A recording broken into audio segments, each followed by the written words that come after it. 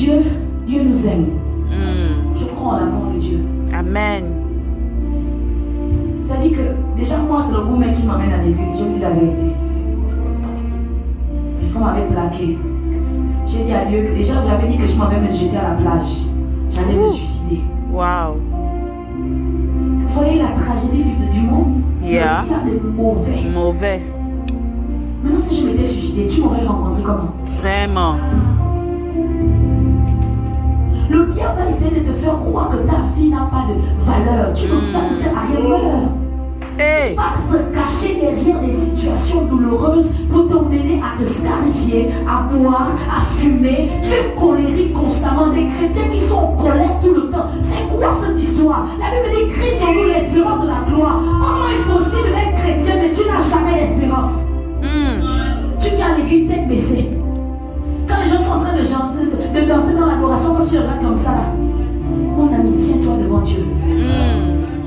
Tiens-toi devant Dieu, parce que si toi aussi tu te tiens devant Dieu, tu vas me comprendre. Tu vas comprendre pourquoi on pleure.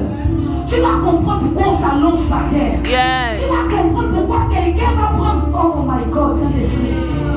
Au niveau d'extraordinaire, j'ai eu un culte où je voyais des jeunes de 14 ans, de 16 ans. Ils prenaient leur téléphone, ils déposaient sur l'autel. Des jeunes enlevaient des chaussures.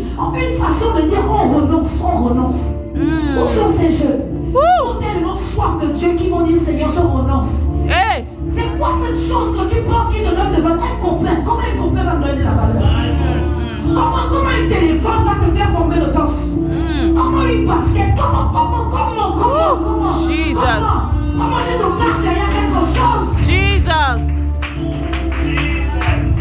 Je vois en plein culte de révérend Franck, des jeunes extraordinaires à l'église centrale. Il a dit qu'il y avait une telle gloire. Les jeunes prenaient leur téléphone, ils pleuraient, ils déposaient sur l'autel. Récemment, une maman m'a écrit, elle m'a dit merci révérende Karel.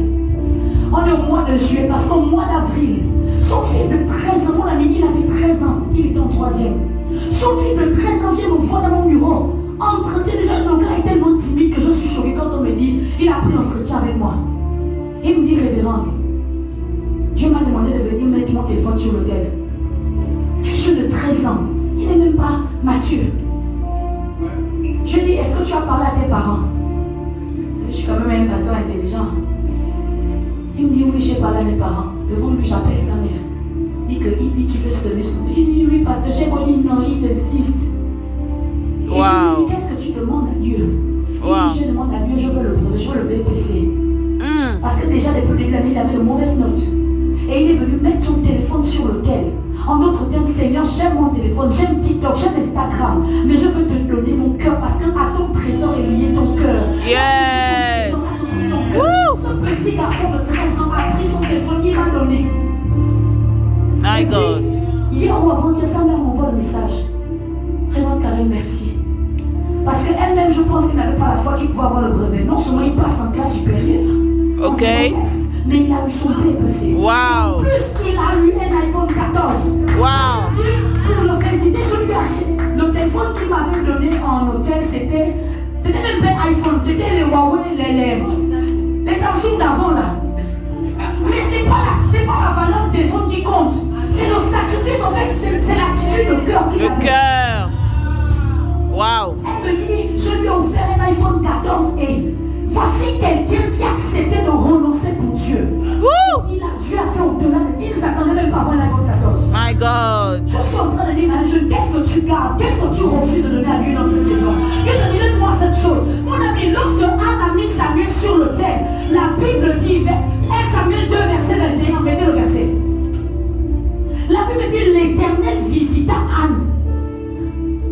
1 Samuel 2, verset 21. Ah,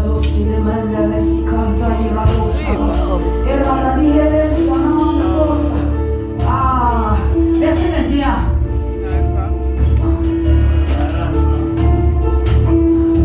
Vous ne trouvez pas? Lorsque l'Éternel eut visité Anne, elle devint enceinte et elle enfanta 3 fils et 2 filles. La Bible ne dit pas, elle a eu plusieurs grossesses.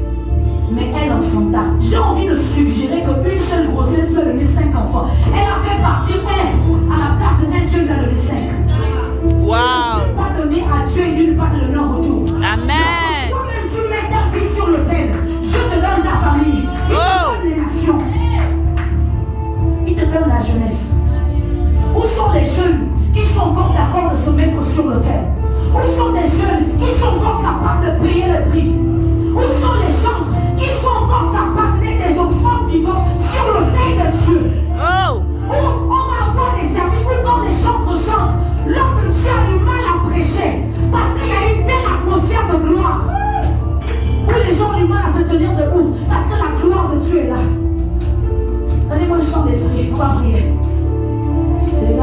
50.